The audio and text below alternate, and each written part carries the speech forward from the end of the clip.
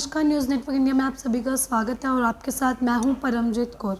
जैसे कि आप सभी को पता होगा, मानसून जो है आने ही वाला है। जहां प्री मानसून दस्तक दे चुका है, वहां अपने साथ कई बीमारियां भी लाया है। बरसात तो आती है पर अपने साथ कई बीमारियां लाती है, चाहे वो स्किन की बीमारी हो, चाहे वो कोई भी इशू हो। तो बरसात के साथ साथ कई बीमारियां भी आती हैं। तो आज मैं मौजूद हूँ एक स्किन स्पेशलिस्ट हॉस्पिटल में या क्लिनिक में।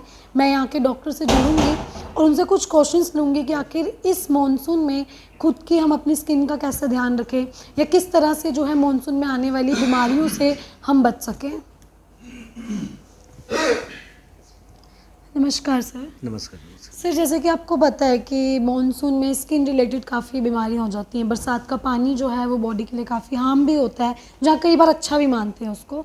तो जब ऐसी कोई बीमारी हो जाए तो उससे कैसे बचें या क्या कुछ उपाय करें उसमें? सबसे बड़ी बात तो आप ये समझिए, जब भी हमारे शरीर पे मॉइस्चर होगा, नमी होगी, तो इन्फेक्शन होने का चांस रहेगा।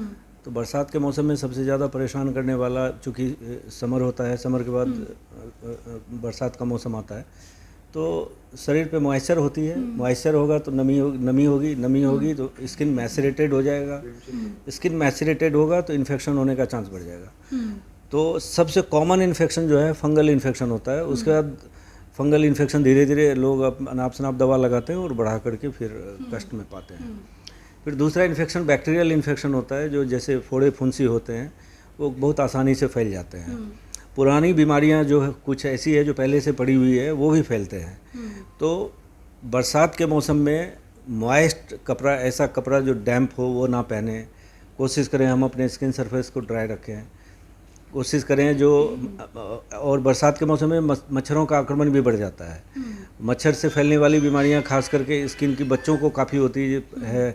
जिसको भी एक्जिमा वगैरह पहले से होता है, जिनकी त्वचा ड्राई रहती है, उनको एक पेपुलर अर्टिकेरिया नाम की बीमारियां होती है, जिसके मच्छर काटने से बहुत छोटे छोटे दाने हो जाते हैं, जो बच्चों में बहुत कॉमनली होता है।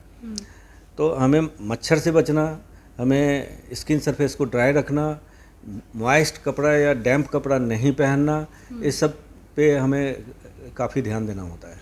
सर, पुराने ज़माने की बातें कही जाती हैं कि पहली बरसात में नहाना अच्छा होता है, जिनकी घमौरियाँ हों, ऐसा बातें कही जाती हैं कि पहली बरसात में नहाया जाए। अब आप स्किन स्पेशलिस्ट हैं, आपको क्या लगता है कि जो पहली बरसात है, क्या वो अच्छी होती है? कहते हैं घमौरियाँ कम होती हैं उससे। देखिए, मैं इससे डिसएग्री नहीं करता हूँ। पुरानी बातें जितनी भी है उसमें कुछ ना कुछ तो तथ्य होते ही हैं, क्योंकि हमारे जो पूर्वज हैं उन लोगों ने अपने दिमाग से, अपने सोच से बहुत सारी विचारधाराओं को जन्म दिया है। अब गर्मी का मौसम होता है, बहुत तेज़ गर्मी होती है, बहुत सारे मिलिएरिया बोलते हैं हम उसे, घमौरियों को मिलिएरिया बोलते हैं।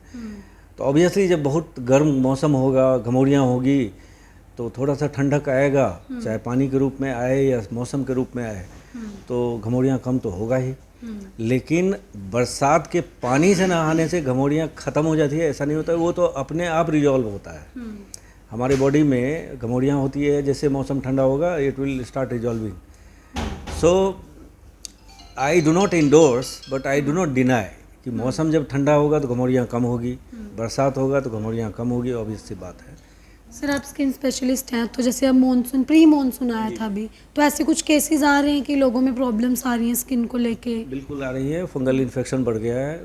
इम्पेटिगो नाम की एक बीमारी होती है, इम्पेटिगो कंटेजियोसा, जो बैक्टीरियल इन्फेक्शन है, वो बढ़ जाते हैं। फिर जाके मच्छर काटने से भी एलर्जी आना शुरू हो गया है।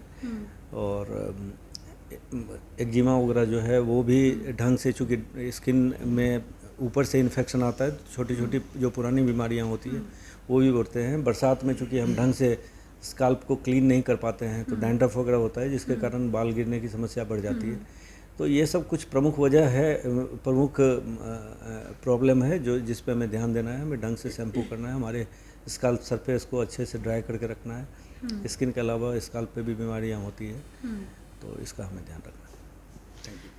सर, अब मैं आपसे पूछूंगी कि किस तरह से जो है इस मौसम में हम खुद को फिट रखें, या मानसून का मौसम जो है तो इसमें खुद को फिट कैसे रखा जाए, क्योंकि काफ़ी बीमारियां फैलती हैं इसमें। आजकल के, पहले तो धन्यवाद आपका। आजकल के बरसात का टाइम है, बारिश होती है, तो कई जगह पानी जमा हो जाते हैं। कई बार सोशल मीडिया पे आती है, कई बार न्यूज़पेपर में आती है, कभी न्यूज़ रेडियो टीवी पे भी आती है कि कहीं पानी जमने न दें, क्योंकि पानी जमने से मच्छर ब्रीड करते हैं, मच्छर पैदा होते हैं, जिसकी वजह से डेंगू की बीमारी होती है, मलेरिया होती है। और सबसे बड़ी भी चीज़ है कि खाने पीने पे ध्यान दें। इससे बचने के लिए अपने आप को हाइड्रेट रखें, पानी पूरा पिएं, किसी भी रूप में लिक्विड लेना है, फ्रूट जूस लेनी है, सूप लेनी है, इलेक्ट्रल पाउडर की पानी होती है, वो सब ज़्यादा मात्रा में लें। अपने आप को हाइड्रेट रखेंगे तो इससे बचा जा सकता है। ठंडे पानी से कितना दूर रखें खुद को? पीने में ठंडे पानी का काफ़ी इस्तेमाल होता है गर्मियों में तो। बिल्कुल बिल्कुल, सब जो हैं सो ठंडे पानी को टॉलरेट नहीं करते हैं, किनको एलर्जी हो जाती है, किनको थ्रोट इन्फेक्शन हो जाते हैं, तो थोड़ा ठंडा पानी से दूर ही रहा जाए, नॉर्मल पानी पीने की कोशिश करें, लेकिन अपने आप को हाइड्रेट रखें। यही आजकल बारिश के मौसम में बचने का सबसे बेस्ट तरीका यही है। और जब ज़्यादा ज़रूरत हो तो फिर डॉक्टर से सलाह लें, मेडिकेशन पे जाएं, लेकिन पहले तो कोशिश है कि खाने पीने पे ध्यान रखने, अपना साफ़ सफाई पे ध्यान रखें, पानी वानी पूरा पिएं। सिर्फ कुछ लोग जो है घरेलू नुस्खों में बड़ा बिलीव करते हैं। यूट्यूब पे आजकल आप देख रहे होंगे कई चैनल्स बने हुए हैं, उसको फॉलो करते हैं। तो इस चीज़ में आप कितना मानते हैं कि उन चीज़ों को फॉलो करना चाहिए?